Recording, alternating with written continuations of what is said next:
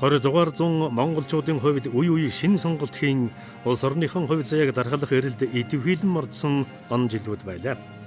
Манжийн дарлалаас улсаан чөлөөлж, ардын хувьсгал хийж, үндсэн хууль ам баталж, бүгд наримтгал саан тунхаглаж, нэгдсэн үндэсний байгууллагын бүрэн эрхт гишүүн болж, нэгэн цагт дэлхийг чичрүүлж явсан их гүрний голомтын сахиж галын манан сууга үр хойчсон Монголынхоо нэрийг дэлхийн дайдад сэргэн сануулж чадсан билээ. Монгол улсын тус гар тогтнолыг олон улс, ялангуяа хятад улсаас хүлээн зөвшөөрүүлэхэд түүхэн үрэг өгүүлсдэгсэн нэгэн чухал үйл явдал 1945 оны 10 дугаар сарын 20-ны өдөр өрнөлөө. Энэ өдөр эх орныхон уудам дэлгэр нутаг даяар амьдран суугаа монголчууд маань Монгол улсынхан тус гар тогтнолыг зөвшөөрүүлэх санал асуулгад оролцохоор мориндоо мордон санал авахд цэгүүд рүү яран ирцгээсэн юм. Тэд бичиг үсэг мэдхэн гарынхан үсгээр эс мэдхэн хурууныхан хээгээр тус гар тогтнолон баталгаажуулсан нь өнөө түүхэн баримт болон хадгалагдж байна. Монголын ард түмэн энэ өдөр тус гар тогтнолынхаа төлөө 100% саналан өгч, туурга тус гар эрх чөлөөт Монгол улсаа хөгжүүлэх эрмэлзэл төгс байгаагаан нотлон харуулсныг Чан Кайши тэргүүтээ Хятадын засгийн газар 1946 оны 1-р сарын 6-нд албан ёсоор хүлээн зөвшөөрсөн билээ. Монголчууд энхүү орон даяар нэгэн зэрэг морин домордон их үйлийг бүтээсэн сүүлчийн түүхч энэ байж мэдх юм. Тэр өдөр санал асуулгын дүнг нийслэл Улаанбаатар түргэхээр хөтлөгөө морьтой ардууд өртөө дамжин буухаалж цөөн хэдэн газрын саналыг машин галт тэргээр хүргэж иржээ. Энэ үйл явдал нь монголчууд улс орныхон тус гар тогтнолыг баталгаажуулснаас гадна бүх нийтийг оролцуулан сонголт хийх, иргэн бүр сонгогч байх эрхэн эдлэх нэгэн том соёл Монгол оронд нутагшин хөгжихийн эхлэл болж чадсанараа онцлог юм. 1940-од оноос Монгол түмэн капитализмыг алгасан социализм байгуулах зорилгын дор нэгдэн үйлдвэр завод, хот суурин байгуулж хэр чадлаараа зүтгэж эхэлсэн. Энэ л он жилүүдэд Монгол орон аж үйлдвэрч эхлэл тавигдаж, дан ганц хөдөө аж ахуйн орон байх хаан болж, нүүдлийн хийгээд суурин соёл иргэншил холилдон сүлэлдэж эхэлсэн юм. Энэ зурвас үе хэдийгээр хөгжил дагуулсан ч хүн ардыг оюун сэтгэлгээний хувьд дарангуйлж, нэгэн хэвэнд цутгсан мэт хөвшмөл үзэл бодолтой байлгахыг зорж, баярын жагсаал, тугдалба, урай лоозон төдийхнөр сэтгэл засан үзэл бодлон илэрхийлэх эрх чөлөөг хаан богдуулж, иргэдийн сонгогдох эрхч бас хөсөр орхигдсон гажуудсан юм. 1990 онд ардчлалын салхи сэвэлзэж, социалист тогтолцооны цан хүрэг хайлан уйсч, сайн цагийн цөн турж эхэлсэн нь хэрэг дээрэн сонгуулийн ардчилсан бус тогтолцооноос үүдэлтэй байлээ. Социализмын он жилүүдэд ардын их хурал хэмээх жилдэн ганц хурлдаг парламентод хэн сонгогдохыг дээрээс шийддэг. Иргэдийн сонгуулийн эрх нь тэрхүү нэр дэвшигчийн төлөө саналан өгснөөр л хязгаарлагддаг байлаа. 1989-90 онд өрнсөн ардчилсан хувьсгалын явцад Монгол орн энэхүү нэг намын дарангуйллаас татгалзаж, иргэд сонгогдох эрхэн жинхэнэ бодит утгаар олохын эхлэл тавигдсан билээ. Төрийн тогтолцоог өөрчлөн сонгуулийн системийг шинжилснээр 1990 оны 6 дугаар сард олон намын оролцоотой анхны ардчилсан сонгуул хийх нөхцөл бүрдсэн юм. Монгол улс 1992 онд шинэ үндсэн хууль ам баталлаа. Ард түмний дунд жил гаруй хугацаагаар санал асуулга явуулж, ардын их хурал, улсын баг хурлаар он дамжуулан хэлэлцсэн шинэ үндсэн хууль 1992 оны 1-р сарын 13-ны өдрийн багуудад хүчин төгөлдөр болж батлагдаж, Монгол улсын анхны ерөнхийлөгч Консул Магийн очирвот Монгол төрийн хас буу тамгыг даран баталгаажуулсан түүхтэй байлаа.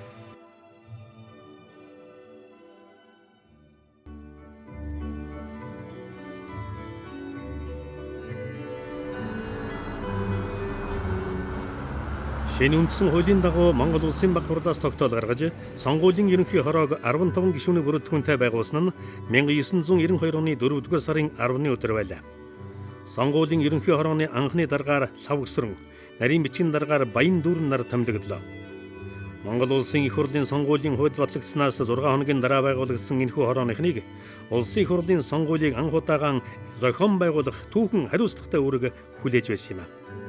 Улсын хурлын анхдугаар сонгуул томсгосон 26 тойрогт явагдаж, улс төрийн 7 нам, 2 эвсэл, бие даагчдын төлөөлөл 293 хүн нэр дэвшин сонгуульд өрсөлдөж нийт сонгогчдын 95.6% нь саналаа өгсөн байна. Улсын хурлын анх дугаар сонгуульд Монгол Ардын хувьсгалт нам 70, Монголын ардчилсан нам Монголын үндэсний дэвшил намын ардчилсан холбоо хувьсэл 4 судал авч Монголын социал-демократ нам бие даагч нарын тусвар нэг төлөөлөл сонгогдож байлаа.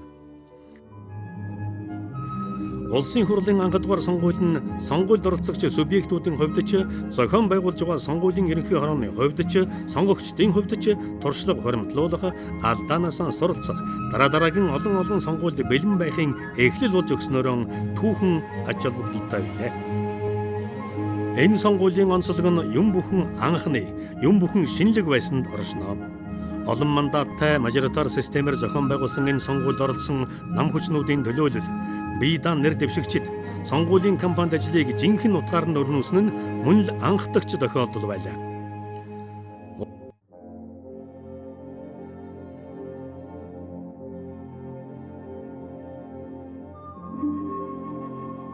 Үндсэн хуулийн дагуу Монгол улсын иргэн 45 нас хүрсэн хүнийг 4 жилийн хугацаагаар нийт сонгогчдын шууд сонголтоор ерөнхийлөгчөөр тодруулах анх дахь үйл явдал гэдгээрээ түүхэнд үлдсэн энэ сонгуул 2 нэр дэвшигчтэй явагдсан юм.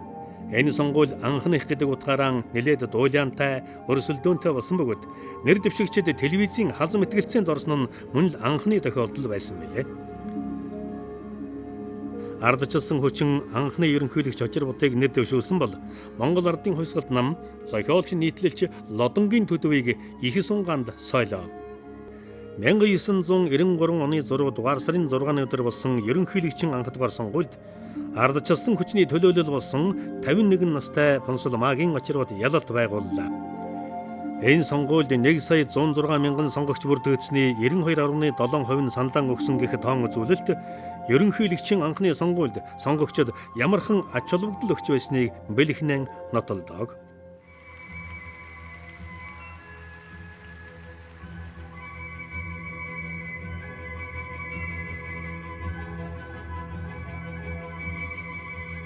Сонгуулийн ерөнхий хороо улсын хурлын 2 дахь удаагийн сонгуулийг 1996 онд зохион байгууллаа. Энэ удаа сонгуулийн 76 тойрогт 5 нам, 2 эвсэл болон бие даагч нийт 302 хүн нэрийн дэвшүүлэн өрсөлдсөн байдаг.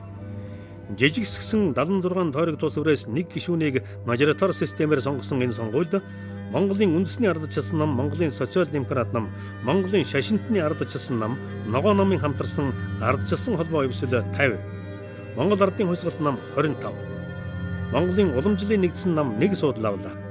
Энэ сонгуул мөн л анхны хэмээх үзүүлэлтээр баян сонгуул болсон байдаг. Сонгогч түмэн улс орны хувь заяаг ардчилсан хүчнийхэнд хатуухан хяналтайгаар атгуулсан энэ удаагийн сонгуулиар байгуулагдсан парламент зөрчил тэмцэл дүүрэн алдаа оноо харвинтай байж тэр хэмжээгээр сонгуулийн ерөнхий хорооч бас ажил ихтэй байсан билээ. Улсын хурлын дараагийн сонгуульд хүртэх хугацаанд сонгуулийн ерөнхий хороо 4 удаа нөхөн сонгуул зохион байгуулжээ. Улсын хурлын 1996 оны сонгуульд түүнээс урган гарсан үйл явдлууд нь аль ч утгаараа сонгуул зохион байгуулагч, оролцогч талууд өмнө олсон туршлагаан баттгсан, улс төрийн соёл, шинэ сонголтонд суралцсан, ухаарал өгөөжөөр дүүрэн байсан билээ.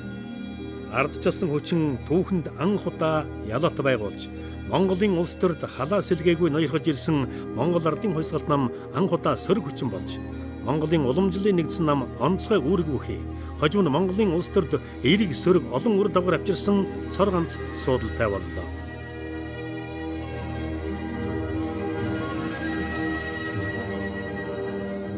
Сонгуулийн ерөнхий хороо 1997 онд Монгол улсын ерөнхийлөгчийн сонгуулийг 2 дахь удаагаар зохион байгууллаа. 5 дугаар сарын 18-ны өдөр болсон анхан шатны сонгуульд Монголын үндэсний ардчилсан намаас нэр дэвшигч Очир Бут, Монгол Ардын хувьсгалт намаас нэр дэвшигч Багвант, Монголын уламжлалын нэгдсэн намаас нэр дэвшигч Гомбожов нар өрсөлдөж, Монгол Ардын хувьсгалт намын Багванд ялж Монгол улсын 2 дахь ерөнхийлөгчөөр сонгогдлоо. Сонгуулийн эрс 85.6% байжээ. 1996 оны сонгуулиар ард түмэн засгийн эрхийг ардчилсан хүчнийхэнд өгсөн ч тэд анх удаагаан төрийн эрх барьж үзэж байгаа нам бүлэг дотор нь зөрчил ихтэй, сөрөг хүчний туршлагатай, улс төрийн тоглолт хийхтэй дадам байгаа. 3 дахь хүчинд оногдсон ганц суудлын үндэс нь нөлөө их зэрэг хүчин зүйлийн улмаас засгийн газраа хэдэнтэй сольж тэр хэмжээгээр улс төрийн тогоонд чанагдан туршлагадсаар 2000 оны улсын хурлын сонгуультай зоолгосон төвтэй.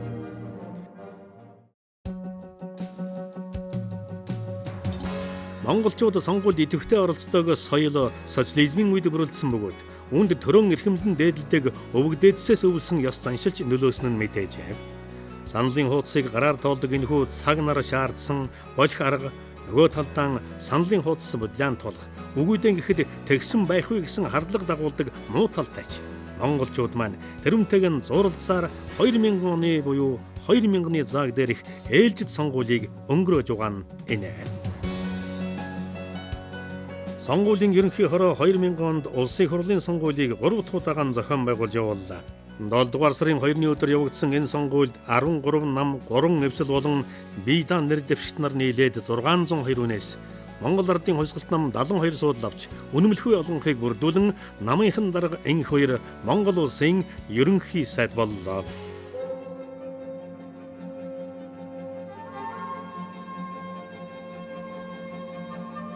Энэ удаагийн улсын хурлын сонгуулийг жижиг тойрогтой мажоритар системээр явуулж Монгол Ардын хувьсгалт нам 36, ардчилсан нам, Монголын ардчилсан шинэ социалист намын эх орон ардчлал эвсэл 36, бүгд найрамдах нам 1 суудал авч ардчилсан намын 3 гишүүн бие даан нэр дэвшиж сонгогдсон юм. Улсын хурлын 2001 оны 2 дугаар сарын 1-ний 14-нд тогтоолоор 11 гишүүнтэйгээр шинжилэн байгуулагдсан сонгуулийн ерөнхий хорооны дараагаар Ядамсүрэн, нарийн бичгийн дараагаар Сүхбаатар нар томилогдсон байна. 2004 оны сонгуул нь улсын хурлын 4 дахь удаагийн сонгуул бөгөөд их улс төрд ялж ялагдахын аль алийг үзэж хатсуусан улс төрийн намууд аль нэг хүчинд нь үнэмлэхүй ялалт өгч хэд их итгэл үзүүлэхийн халтайг мэдэрсэн сонгогчдын хэн нь ихээхэн туршлагасны илрэл нь улс төрийн гол хоёр хүчин 2004 оны 6 дугаар сарын 27-нд явагдсан сонгуульд адил тооны суудал оногдсон явдлаа гэж хэлж болно.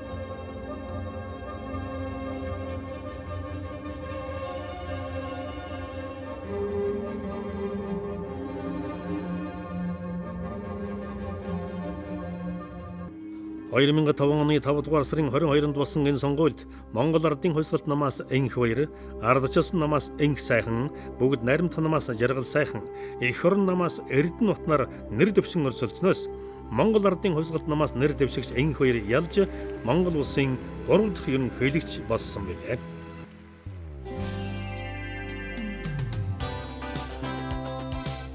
...2006 оны 4 дугаар сарын 27-нд сонгуулийн ерөнхий хороо 9 гишүүнтэйгээр шинжлэгдэн байгуулагдлаа.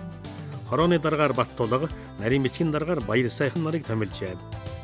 Сонгуулийн ерөнхий хорооны энэхүү шинэ бүрэлдэхүүн 2008 оны улсын хурлын сонгуулийг зохион байгууллаа. Энэ удаагийн сонгуулийг 1992 оныхтай адил олон мандаттай томсгосон 26 тойрогт мажоритар системээр явуулсан юм. Энэ удаагийн сонгуулиар Монгол Ардын хувьсгалт нам 46, ардчилсан нам 27, ногоо нам иргэний хөдөлгөөний намын иргэний эвсэл 1, иргэний зөриг нам 1 суудал авч бие даагч 2 тодорсон дүн гарлаа. Сонгуулийн дүн эцэслэн гарахгүй удсан улс төрийн намуудаас урьдчилан зарласан албан бус дүн хоорондоо ихээхэн зөрүүтэй байсан зэрэг нь сонгогчдод эргэлзээ бухимдал төрүүлж тухайн үед төр засгийн эрх мэдлийг атгаж байсан улс төрчдийн хандлага үйлдэл гал дээр тос нэмжээ. Сонгуулийн дүн лойвор орсон гэж үзсэн сонгогчид 2008 оны 7 дугаар сарын 1-нд эсэргүүцэл илэрхийлгээр цуглаж энэний нийтийг хамарсан жагсаал болон өргөжлөө. Монгол Ардын хувьсгалт намын байрны өмнө цугларан эсэргүүцэл илэрхийлсэн нь үеийн болон даамжирч Монгол Ардын хувьсгалт намын байр бүтнээрээ соёлын төвөргөөний зарим хэсэг алдагдлаа. 7 дугаар сарын 1-ний шөнө Монгол улсын ерөнхийлөгч энх хоёрын зарилгаар Монголын түүхэнд анх удаа онц байдал тогтоосон юм. Энэхүү үеийн үеэр алт зэвсэг хэрэглэж 4 хүний амьд сэтсэн эмгэнэлт явдал тохиолдлоо.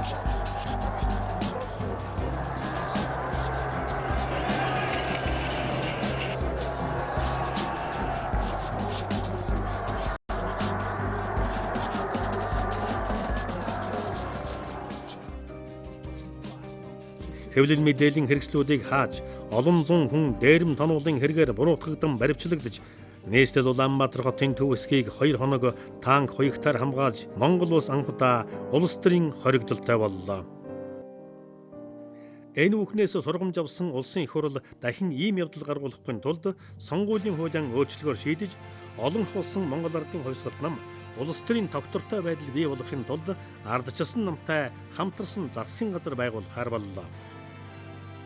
2008 оны сонгууль түүний дараа өрнсөн халуухан бөгөөд хатуухан үйл явдлууд энхүү Монголын сонгуулийн түүхнээ нэгэн эмгэнэлтэй агаад сургамжтай хуудас болон үлдэж байна. Сонгуулийн ерөнхий хороо 2009 онд Монгол улсын ерөнхийлөгчийн сонгуулийг 5 дахь удаан зохион байгууллаа. Энэ удаагийн сонгуульд Монгол ардын хувьсгалт намаас нэр дэвшигч тухайн үед үүргэн гүйцэтгэж байсан энх хоёр ардчилсан хүчнээс нэр дэвшигч элбэгдэрж хоёр өрсөлдсөн юм. Ерөнхийлөгчийн сонгууль 2009 оны 5 дугаар сарын 24-нд болж ардчлалын лидерүүдийн нэг элбэгдэрж нийслэлийн 7 дүүрэг болон 8 аймагт өрсөлдөгчөөс илүү санал авч ялалт байгуулснаар Монгол улс ардчилсан ерөнхийлөгчтэй боллоо. Тэртех 1990 оны халуун тэмцэл дунд Монгол орон даяар ардчлалын их түүхийг асаахаар түүчээж байсан хүмүүсийн нэг элбэгдэржийн нэрийг энэ удаад ардчилсан намаас ерөнхийлөгчд нэр дэвшүүлж парламентд суудалтай ногоо нам иргэний зэрэг намууд тэмцсэн юм.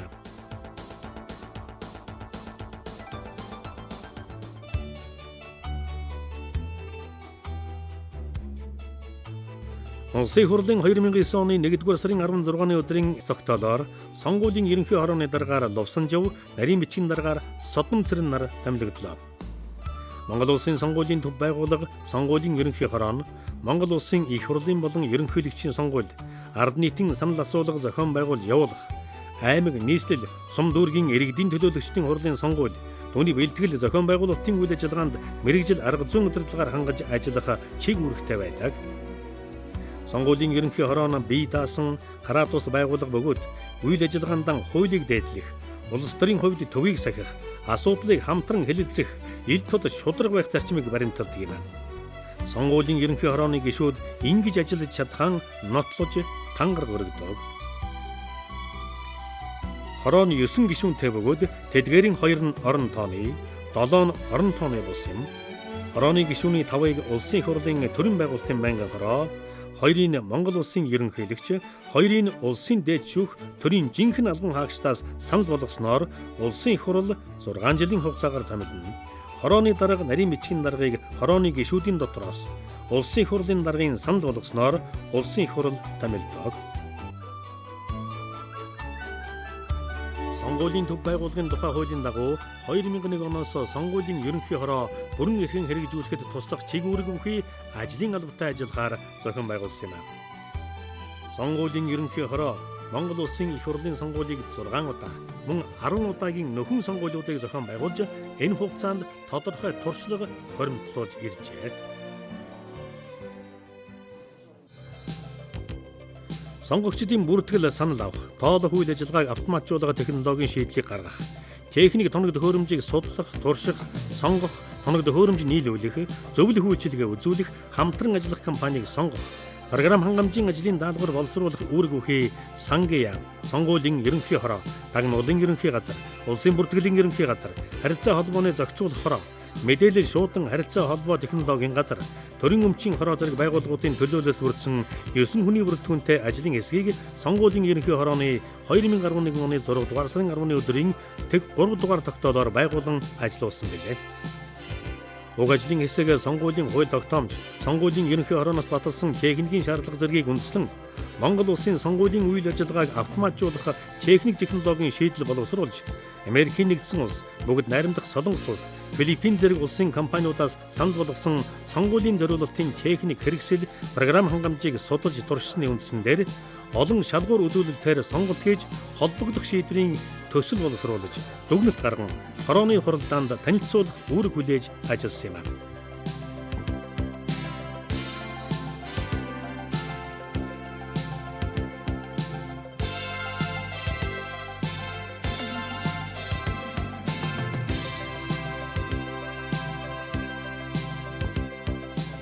Монгол улсын их хурлаас 2011 оны 11-р сарын 10-ны өдөр сонгуулийн автоматжуулсан системийн тухай хуулийг баталснаар сонгуулийн үйл ажиллагааг автоматжуулсан системээр зохион байгуулж явуулах эрх зүйн орчин бүрдсэн юм а. Тус хорооны дэргэд сонгуулийг улсын хэмжээнд автоматжуулсан системээр зохион байгуулж явуулах чиглэлүүд бүхий мэдээллийн технологийн төвийг 2012 онд 10 хүний бүрэлдэхүүнтэй байгуулан ажиллаж байна. Энэ удаагийн сонгуульд 2446 ширхэг санал тоолох төхөөрөмж, сонгогчийн бүртгэлийн техник хэрэгсэл 2412 ширхгийг ашигласан бөгөөд эдгээр техник хэрэгслийг мэдээллийн технологийн төв, тагнуулын ерөнхий газар, мэдээлэл шуудан харилцаа холбоо технологийн газрын хамтарсан ажлын хэсэг санал тоолох төхөөрөмжийг 4 шат дамжлагтайгаар төвөрчлөн санамсаргүйгээр сонгон авч сонгуульд ашиглагдах 1000 ширхэг бодит саналын хуудас төхөөрөмжөнд уншуулсан үр дүнгийн тайлантай харьцуулан сонгуулийн санал тоолох төхөөрөмж програм хангамжийн иж бүрдлийг шалган туршиж гэрчилгээжүүллээ. Гэрчилгээжүүлэх ажилд 200 орчим гэрээт ажилч, 100 орчим нарийн мэргэжлийн инженерүүд ажиллаж санал тоолох төхөөрөмж бүрт логик наривчилсан шалгалт хийлээ. Энэ нь сонгуулийн санал тоолох төхөөрөмж сонгуулийн програм хангамжтайгаар зохицож ажиллаж байгаа эсхийг шалгасан үйл ажиллагаа юм. Энэ шалгалтын үеэр туршилтын саналын хуудас санал тоолох төхөөрөмжөнд уншуулж логик алдаа байгаа эсхийг шалган туршиж баталгаажуулсан юм. Сонгуулийн санал тоолох төхөөрөмжөд саналын хуудас уншуулан гарсан үр дүн сонгуулийн ерөнхий хорооны төв сервер рүү дамжуулан үр дүнг тулган шалгаж тухайн хэсгийн хорооны хаяг наан санал тоолох төхөөрөмжийн бусад дагалдах иж бүрдлийг хайрцагт нь хийж лацдан аймаг орон нутгийн хэсгийн хороод руу дээвэрлэхэд бэлэн болгож ажиллалаа.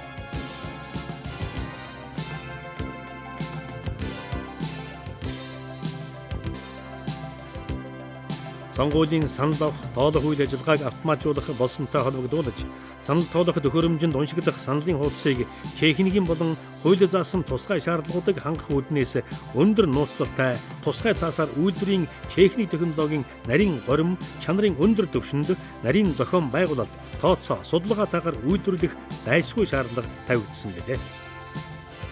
Улсын хурлын 2012 оны сонгуулийн саналын хуудасны загвар тоо түүнийг хэвлүүлэх, хадгалах, хөргүүлэх, хамгаалах журмыг сонгуулийн ерөнхий хорооноос баталж нарийн жагсаалтад бичигдсэн сонгогчдын тоонд үндэслэн 5 хүртэл хувийн нөөцтэй байхаар тооцож баталлаа. Ийхүү нийт 1,924,978 ширхэг саналын хуудас хэвлэгдэж бэлтгэгдлээ.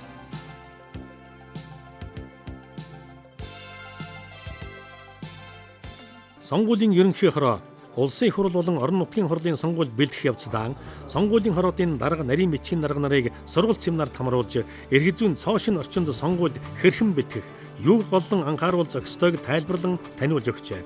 Сонгуулийн хуулийг хэрхэн хэрэгжүүлэх, сонгуулийг элдв, худлаан, аргаан, үл ойлголцолгүйгээр зохион байгуулахыг үүрэг болгосны үр дүн сонгуулийн ерөнхий хорооны шат шатны ажлаас тодорхой харагдаж байна. Улсын хурлын 2012 оны сонгуулиар санал тоолох төхөөрөмж саналын хуудас бусад техник хэрэгслийг дээд зэргийн хамгаалалтайгаар аймаг орон нутгуудад онгоц, нислэг тэрэг, галт тэрэг, автомашин зэрэг тээврийн хэрэгслээр хүргүүлсэн байна. Ингэхдээ 2012 оны зун нь бусад жилүүдээс илүү хор бороотой чиглэг байсан тул зарим хөдөө орон нутагт зэвсэг түвшний жанжин штабын нислэг тэрэгнүүдийг ашиглажээ.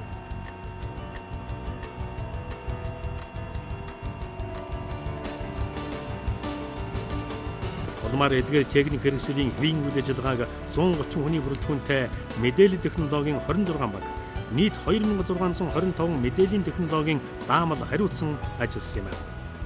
Улсын хурлын сонгуулийн бэлтгэл ажил гэдэг ямар нүсэр, ямар хариуцлагатай, нарийн дэг журамтай ажил болохыг тэр бүр хүн төсөөлөх бай.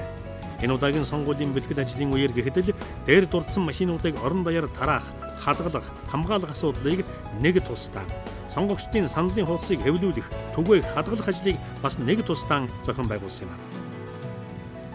Сонгуулийн ерөнхий хорооны хувьд 2012 он онцгой түүхтэй жил юм. 2012 онд сонгуулийн ерөнхий хорооны 20 жилийн ой тохиож байгаагаас гадна улсын хурлын 6 дахь удаагийн сонгуулийг шинэ хуулийн дагуу цоошин маягаар амжилттай зохион байгуулсан юм. Уг сонгуул олон талаараа цоошин учраас сонгуулийн ерөнхий хороо хүний бэлтгэл ажилд онцгой анхаарчээ.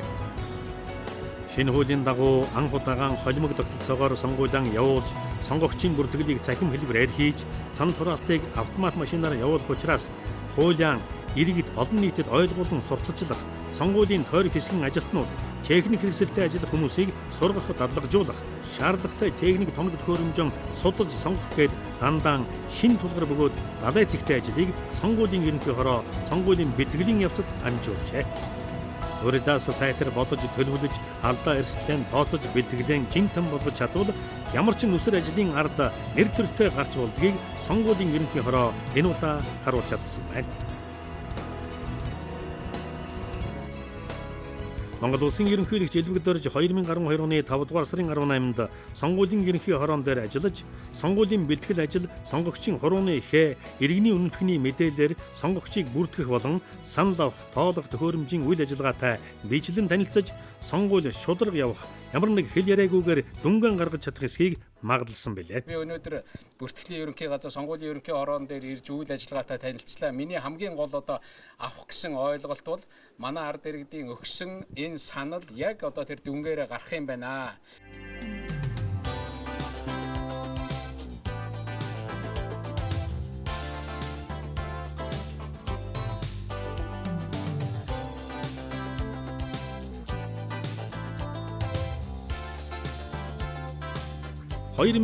оны улсын хурлын сонгуулийн нэг онцлог нь манай улсын дипломат төлөөлөгчийн газар байрладаг гадаад орнуудад байгаа сонгох эрх бүхий иргэдийнхэн саналыг авах ажлыг анх удаа зохион байгуулсан явдал юм.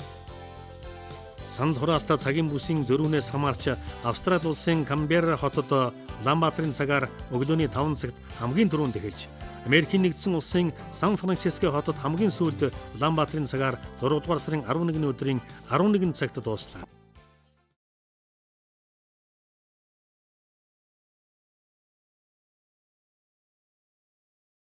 Гадаад байгаа сонгуулийн эрх бүхий иргэдийн санал авах ажиллагаа нийт 39 дипломат төлөөлөгчийн газарт ямар нэгэн маргаан зөрчилгүй хэвийн явагдаж амжилттай өндөрлөлөө.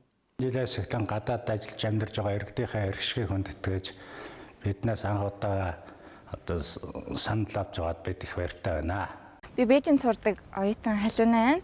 Гадаад харилцааны сургуулийн 2 дугаар курст сурдаг. Тэгээд энэ жил миний анхны сонгуул байгаа. Тэгээд сонгуул ирж өгсөндөө маш их баяртай байна. Улсын хурлын энэ удаагийн сонгуульд Монгол улсын иргэн сонгуулийн насны 4276 хүн сонгуульд оролцохоор бүртгүүлсний 65% нь 2779 сонгогч өөрийн дэмжиж байгаа нам эвслийн төлөө саналан өгчээ. Санал хураалтын ажиллагааг 39 салбар комисс суугаа 17 орнуудад тухайн орны өглөө 7 цагаас 20 цагийн хооронд явуулсан байна. 2012 оны 6 дугаар сарын 10-ны өдөр авсан энэхүү саналын хуудсуудыг битэмжүүлсэн байдлаар нь сонгуулийн ерөнхий хороонд хүлээлгэн өгч сонгуулийн авах өдөр санал тоолго төхөөрөмжөөр тоолж дүнгийн гаргажээ. Монгол улс энэхүү түүхэндээ анх удаа гадаадд байгаа иргэдэн төрийнхөө сонгуульд оролцож чадсан нь Монгол хүн хаана амьдарч байгаагаас үл хамааран хууль ёсны эрхэн эдэлж чадаж байгаагийн нотлогоо болж чадсан билээ.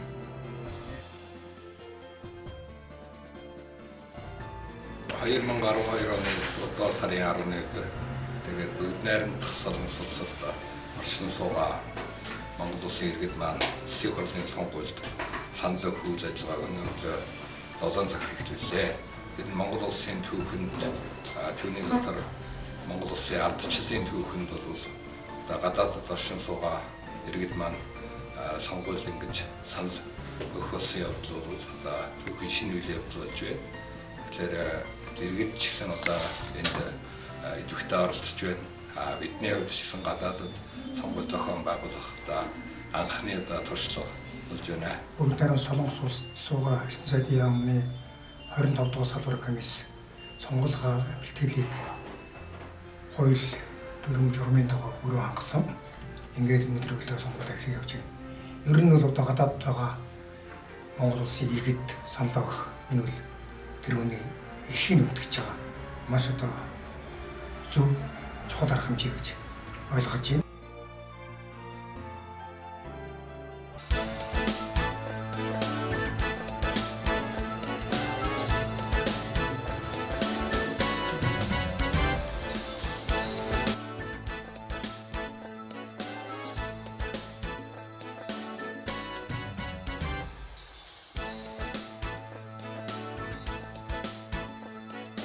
Салбар комиссуудаас битүүмжлэн ирүүлсэн саналын хуудсыг битүүмжүүлсэн байдлаар нь гадаад харилцааны асуудал иргэсэн төрийн захиргааны байгууллагын дэргэдэх төв комисс сонгуулийн ерөнхий хороонд хүлээлгэн өгч гадаадад байгаа иргэдийн өгсөн саналыг тооны байранд Монгол улсад сонгуулийн санал өдөр буюу 2012 оны 6 дугаар сарын 28-ны өдөр санал тоолго төхөөрөмжөөр амжилттай тоолж дүнгийн гаргасан юм.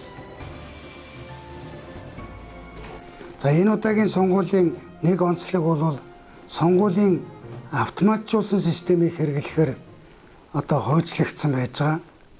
Өмнөх сонгуулиуд бол ганцхан одоо улсын хурлын сонгуулийн тухай хуулийн одоо орчинд явагдаж байсан бол энэ одоо удаагийн сонгуул бол хоёр хуулийг энэ орчинд бол явагдахар болж байна. Улсын хурлын сонгуулийн тухай хууль, сонгуулийн автоматжуулсан системийн тухай хууль. За энэ хоёр хуулийн хүрээнд бол бид хэд хэдэн чиглэлийн одоо бэлтгэл ажлыг бол хангаад байна. Юуны төрөнд бол сонгуулийг одоо зохион байгуулахдаа бол автоматжуулсан системийг хэрэглэх. За үүндээ бол одоо сонгогчийг бүртгэхээс саналаа өгч дуустах хүртэлгээний ажлыг бол бас автоматжуулах зохион байгуулалтын ажлыг бол хийгээд байна. Улсын хурлын 2012 оны ээлжид сонгуульд улс төрийн 11 нам 2 эвсэл оролцохон илэрхийлж сонгуулийн ерөнхий хорооноос батламжаан авсан юм. Улсын хурлын 2012 оны сонгуульд 544 хүн нэр дэвшигчээр бүртгүүлэхээс 26 тойрогт 354 нэр дэвшигч, нам эвслийн жагсаалтаар 190 нэр дэвшигч, бие дааж 26 нэр дэвшигч, 174 эмэгтэй нэр дэвшигч тус өрсөлдлөө.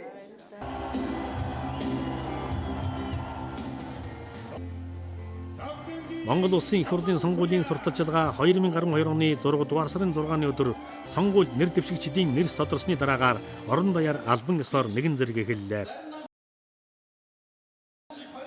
Сонгуулийн шинжилсэн хуулиар тойрогт нэг нэр дэвшигчээс сонгуульд зарцуулах зардлын дээд хэмжээг тойрог тус үрээр тогтоосон бөгөөд тойрогт буй сонгогчдын тооноос хамаарч дээд тал нь 1 тэрбум 133.8 сая төгрөг хүртэл харин нэг нам эвслээс тухайн сонгуульд зарцуулах зардлын дээд хэмжээг 9 тэрбум 63.7 сая төгрөгөөр тогтоосон билээ. Сонгогчдод дээрээс өгсөн хэн нэгний нэрийг ямар ч сонголтгүйгээр дугуйлаад тэрнийг сонгуульд санд өглөө хэмээн үздэг байсан социализмын үе түүх болон улирч монголчууд өнгөрсөн 20 жилд шат шатны сонгуулийг жинхэнэ утгаар нь зохион байгуулж чаддаг болжээ.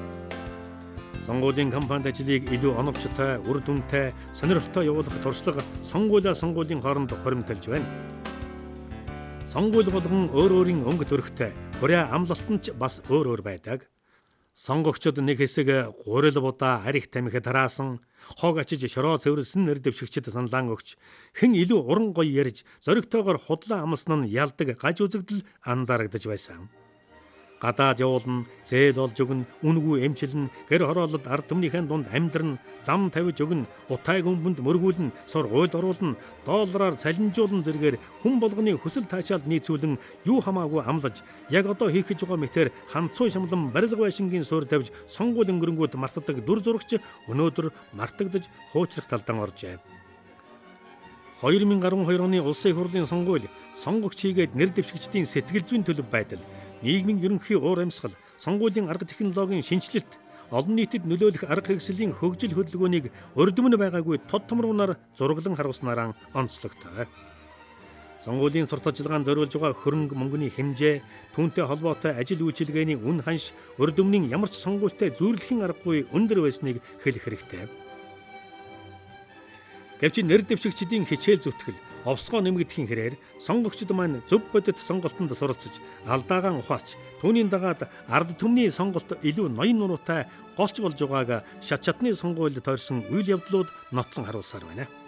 Ямар ч шатны сонгуулийн кампанит ажлын оргил үе нь хаалтын ажиллагаа байдаг. Хууль ёсны сурталчилгаа хийх сүүлчийн боломжон улс төрийн хүчнүүд ч нэр дэвшигчдж бүрэн дүүрэн ашиглахыг эрмэлздэг. Сонгогчдын сэтгэлийг дээд зэргээр эзэмдэн татах улс төрчийн хамгал нарийн ухаанаа нэр дэвшигчид сонгуулийн хаалтын үеэр гаргадаг. Би ядна, бид ядна, Монгол ядна. Сонгуулийн хууль ёсоор бол нэр дэвшигчид санал ах өдрөөс 24 цагийн өмнө аливаа хэлбэрийн сурталчилгааг зогсоох үүрэгтэй. Хуулийн энэ заалтыг нэр дэвшигчид сонгуульд оролцсон субъектууд чанд мөрдөж, хуулинд заасан хугацаанаас өмнө өлгсөн самбар, наасан хадсан бүхнээ салгаж авах их ажил өрнөсөн юм. Улсын хурлын сонгуул хэмээх орон даяарыг хамарсан үсрэх ажлын ард гарах цаага нэгэн тойрчныг энэ үйл явдал тохиолдог юм. Нэлээд хугацаанд сонгуулиар тасралтгүй амьсгалсан гудамж талбай сая нэг хуучин дөрхөн дөөн орж өчнөн хоногоор алгалж байсан зурагт хуудас ураа лооцон үүргээ нэгэнт гүйцэтгээд ачигдан одох нь сонгуулийн бас нэгэн өнгөлөө.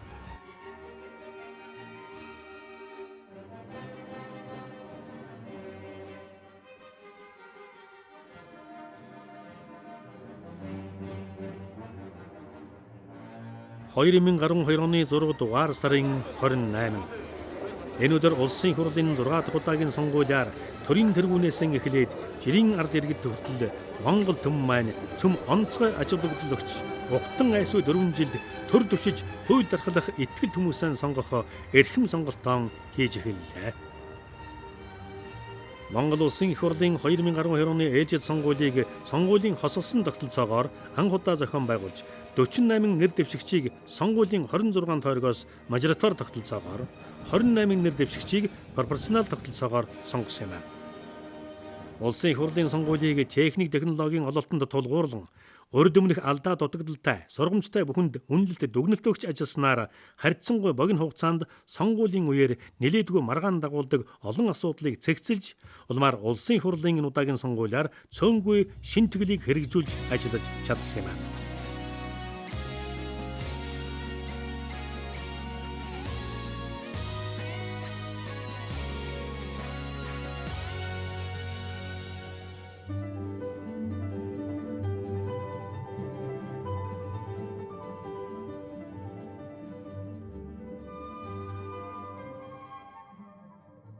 За манай хэсгийн хорооны сонгогчид 2630 гаруй улсууд байлиг. Нийс нь яг салтаар гарсан. За одоо энэс бол одоогийн байдлаар 1400 гаруй хүн саналаа өгöd байна. Ер нь иргэд бол энэ сонгуулийн ажлыг их хүндэтгэж байна. Их идэвхтэй оролцож байна. Тэгээд төрийн албан хаагчдыг сонгуулийн хэсгийн хороонд шалгаруулан ажиллуулж байгаа энэгээр бол урд хугацааны онцлогтой тэр албан хаагчдыг ажиллуулснаар дараагийн хариуцлагыг тооцох энэ ажлын алдаа дутагдсан дээр хариуцлага тооцоход бол эзэнтэй болсон ийм одоо сонгуул болж байгаа. Техникийн шинж ухааны энэ 90 үеийн Монгол улс хөл нийлүүлэг алхаж байгаа учраас энэ захим ханд хөрөмжөөр сонгуулийг аавна гэдэг бол техник ажиллагаа маш их хөнгөлөлсөн. Санал хураалтын тоолохоо, санал хураалтын хүчингүй хуудсыг тоолохгүй машины мийлээ шууд одоо гараад ирдэг учраас энэ бол маш их үнэн бодтой. Сонгуулийн ерөнхий хорооноос бол ерөөсөө иргэдэд одоо нэр дэвшигчдийг сонгох талаар маш их зөвлөмжүүд өгсөн. Тэгээд тэр зөвлөмжүүд бол ер нь жинхэнэ эзэнтэй хүрсэн.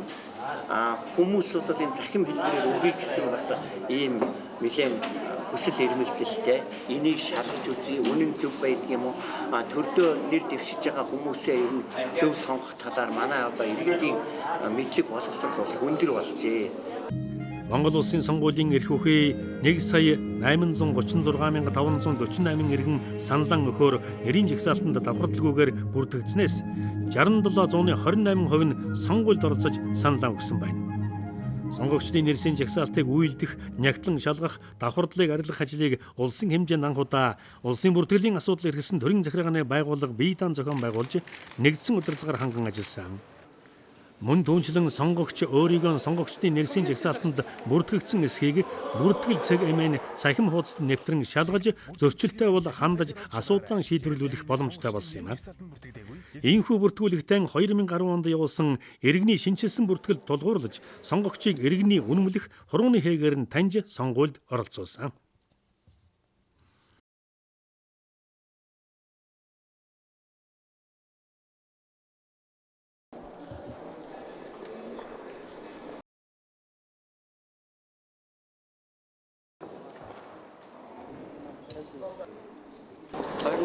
оны улс орны хувьд шийдвэрлэх сонгуул болж байгаа.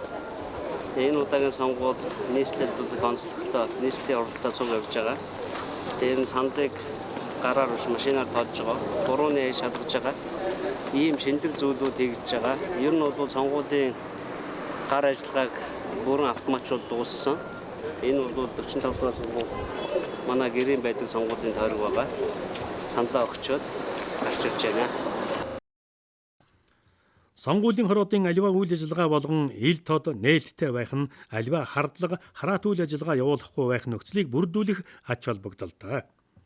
Сонгуулийг автоматжуулах ажлын хүрээнд нийслэлийн мэдээллийн технологийн газраас нийслэлийн сонгуулийн хороотой хамтарч улсын хурлын болон нийслэлийн иргэдийн төлөөлөгчдийн хурлын сонгуулийн тойргийн бүх санал авах хуваарийг камержуулан санал хураах, тоолох үйл ажиллагааг дуустал иргэд олон нийтэд ил тод нээлттэйгээр дэлхийн аль ч өнцгөөс интернетэд холбогдсон сонгууль өгч байгаа процессыг харуулах боломжоор ханган ажилласан юм. Сонгуулийн санал авах, тоолох, дүн гаргах болон сонгогчийн бүртгэл хяналтын үйл ажиллагааг Монгол улс анх удаа автоматжуулсан системээр амжилттай зохион байгуулж явууллаа. Улсын их хурлын энэ удаагийн сонгуулийг хууль эрх зүйн шинэ орчинд сонгуулийн хосгосон тогтолцоогоор анх удаа зохион байгуулсан юм. Улсын их хурлын сонгуулийг улс орон даяар зохион байгуулж явуулах үүрэг бүхий сонгуулийн 26 тойргийн хороо, 333 салбар хороо, 1905 хэсгийн хороо байгуулагдаж, тэдгээрт төрийн жинхэнэ улан үйлчилгээний 15549 албан хаагч ажиллаж сонгуулийг зохион байгуулсан.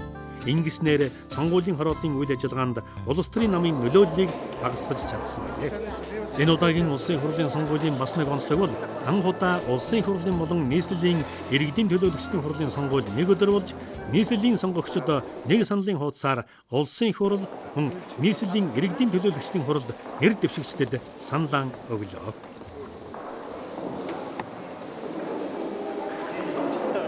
Энэ удаагийн сонгуул ямар ч утгаараа урд хожид болж байгаагүй тийм сонгуул болж байна. Хурлын сонгуул, нийслэлийн сонгуультай зэрэгцэж цуг болж байна. Сонгуулийн санал авах технологид бол одоо маш өсрөнгүү дэвшил гарсан. Компьютераар шууд санал тоолдог болж байна. Тэгээд хамгийн гол нь бол залуу иргэд тэр дотроо залуучууд энэ удаагийн сонгуульд бол маш их идэвхтэй оролцож байна. Улсын хурлын сонгуулийн 26 тойрогт нийт 130 хүний бүрэлдэхүүнтэй мэдээллийн технологийн 26 баг, 1905 хэсгийн хороонд нийт 2625, мэдээллийн технологийн даамлууд сонгуулийн техник хэрэгслийн хэвийн үйл ажиллагааг хангаж ажиллалаа. Монгол Улсын их хурлын сонгуулийн хууль тогтоомжийг сонгуулийн хороод, сонгуульд оролцогч бусад байгууллагууд хэрхэн биелүүлж байгаад хяналт шинжилгээ хийхээр сонгуулийн ерөнхий хороонд бүрдгүүлсэн 8 төрийн бус байгууллага ажиллаж 11 төрийн бус байгууллагын 353 ажиглагчид сонгуулийг ажигласан нь сонгуулийг ил тод тунгалаг явуулах, сонгогчдод сонгуулийн эрхэн эдлэхэд туслалцаа үзүүлэх, сонгуулийн хууль тогтоомжийг зөрчгөө сэргийлэх зорилго бүхий иргэний нийгмийн байгууллагуудын цогц үйл ажиллагаа боллоо. Эдгээр цогц арга хэмжээг авч хэрэгжүүлсний үр дүнд сонгуулийн үйл ажиллагаанд мониторинг хийж ажилласан иргэний нийгмийн байгууллагууд болон иргэд олон нийтийн зүгээс хэвлэл мэдээллийн хэрэгслээр сонгуулийн үйл ажиллагаа бүхэлдээ хуулийн дагуу зохион байгуулагдсан, сонгуулийн дүн шударга болсон гэдэг үнэлэлт дүгнэлт өгсөн юм а. Сонгуулийн санал авах ажиллагаа 20 цагт зогсож 26 тойргийн 1905 хэсгийн хороодын мэдээг санал тоолох төхөөрөмж интернет модемын тусламжтайгаар сонгуулийн ерөнхий хорооны төв сервер рүү амжилттай дамжууллаа. Иймхүү Монгол улс анх удаа сонгуулийн санал авах, тоолох, дүн гаргах, дамжуулах, нэгтгэх болон сонгогчийн бүртгэл хяналтын үйл ажиллагааг автоматжуулсан системээр зохион байгуулж сонгуулийн шинжилгээг амжилттай хэрэгжүүллээ. Сонгуулийн үйл ажиллагааг автоматжуулсан нь сонгуулийн дүнг бодлоонтуулах оролдлогоос сэргийлж, сонгуулийн дүнд итгэх сонгогчдын итгэлийг бий болгож тэдний дэмжлэгийг хүлээсэн.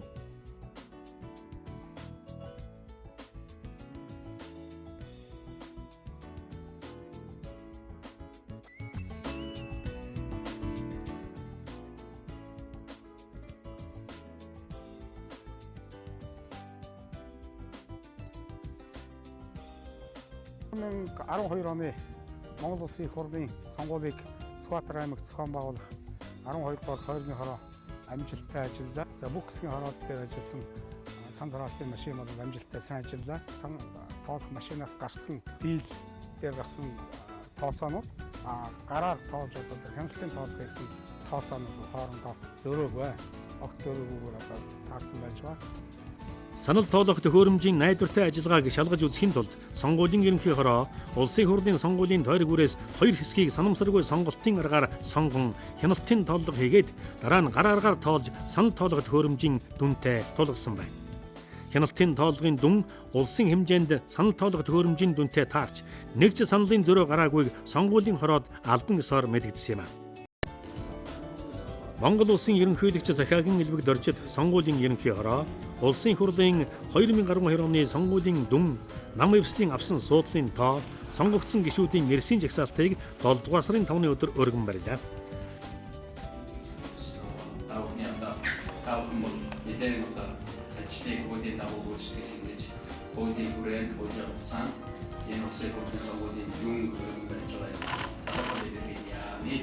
Сонгуулийн хэсгүүрүүдэд ажилласан боловсролын ажилтнуудад мөн одоо яг сонгогчдод ардэрэгтэй ханилын сонгуульд оролцсон нийт хүмүүс улс төрийн намууд мөн одоо нийт ард улс төрийн нэрээс баяр хүргэж амжилт хүсье.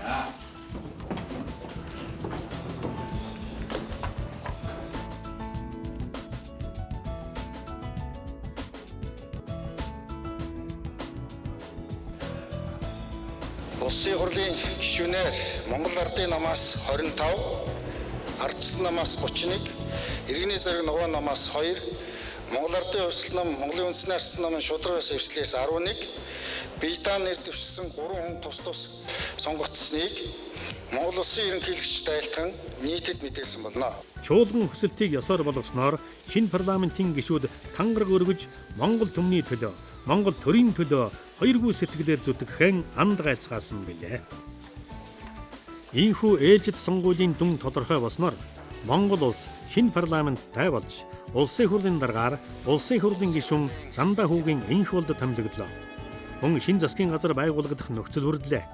Парламентод үнэмлэхүй олонхуулж чадаагүй ардчилсан нам, Монгол Ардын хувьсгалт нам, Монгол үндэсний ардчилсан намын шударга ёс эвсэлтэй хамтарсан засгийн газар байгуулахаар болж шинчиллийн гэсэн тодтголтой энэ засгийн газрын ерөнхий сайдаар ардчилсан намын дарга Алтан хуйг томилогдлоо. Киргиз улсын ерөнхийлөгч асан Роза Атумбаеваг сонгуулийн ерөнхий хорооны удирдлагууд хүлээн авч уулзах үеэр монголчууд түүхэндээ анх удаа автоматжуулсан системээр сонгуулийн зохион байгуулж чадсанд баяр хүргэсэн билээ.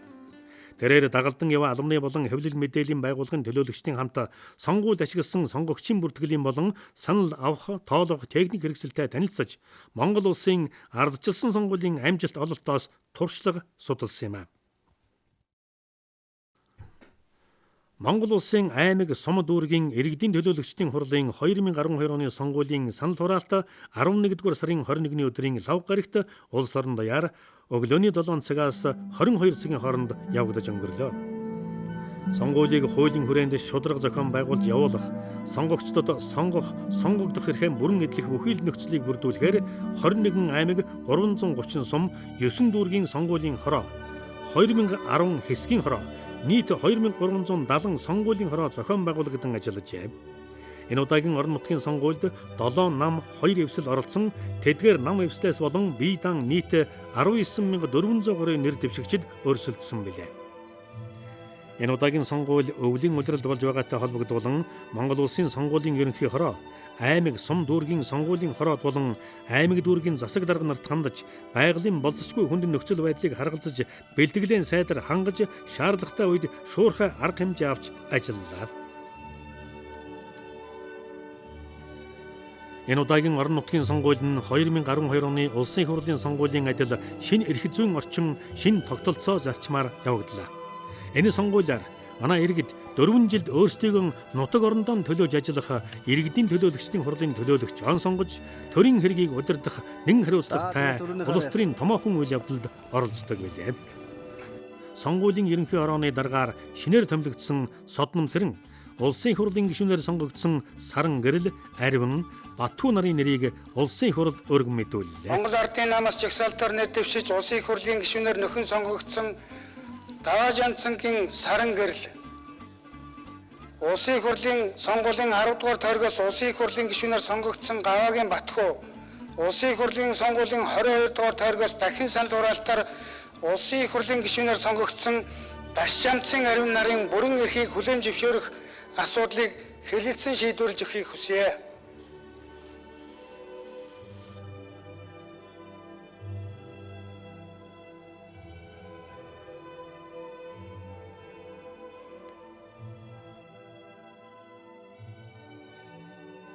Монгол улсын ерөнхийлөгчийн болон улсын их хурлын сонгуул ард нийтийн санал асуулгыг улсын хэмжээнд өдөртөн зохион байгуулж явуулах, орон нутгийн хурлын сонгуулийг мэргэжил арга зүйн удирдлагаар хангах үндсэн чиг үүрэгтэй хараа тус бие даасан сонгуулийн төв байгууллага байгуулагдаад 20 жил болж байна. Сонгуулийн ерөнхий хорон сонгуулийн хууль тогтоомжийг улсрангуй болгох, гадаад улстайгаа иргэдийнхэн саналыг авах, сонгуулийн үйл ажиллагааг автоматжуулах зэрэг сонгуулийн шинжилгээг амжилттай хэрэгжүүлж байна. Монгол улсад сонгуулийн төв байгууллага байгуулагдсны түүхт 20 жилийн ойг тохиолдуулан сонгуулийн хороодод ажиллаж байсан үе үеийн гишүүд, ажилтан албан хаагчид, тэдний гэр бүл болон сонгуулийг амжилттай зохион байгуулж явуулахад дэмжлэг тусалцаа үзүүлж хамтран ажилласан нийт төрийн албан хаагчид, төр хувийн хвшлийн байгууллага аж ахуйн нэгж, хамт олон хувь хүмүүс нийт сонгогч түмэндээ чин сэтгэлийн мэдлэгээ дэвшүүлж талархаж буйгаа илэрхийлье. Монгол улс 1990 онд ардчлалын замыг сонгосон нь түүхэн сонголт байлаа. Энэхүү түүхэн сонголт сонгуулийн шин тогтолцоог шаардсны үр дүн нь 1992 онд байгуулагдсан сонгуулийн ерөнхий хороо билээ. Тэр цагаас хойш 20 жил нэгэнт урсан одожээ. Энэхүү 20 жил ардчлалын зарчмаар шудраг сонголтоор төр засгаан байгуулах соёлд бүх нийтээр нь суралцсан он жилүүд байлаа. Алдаа онооны аль алийг үзэж туулж, ухаарч, сэхэрч, урагш тэмүүлсэн хамтын хөгжлийн 20 оны түүхэн товчоог хураангуйлан буулгаваас ийм буюу.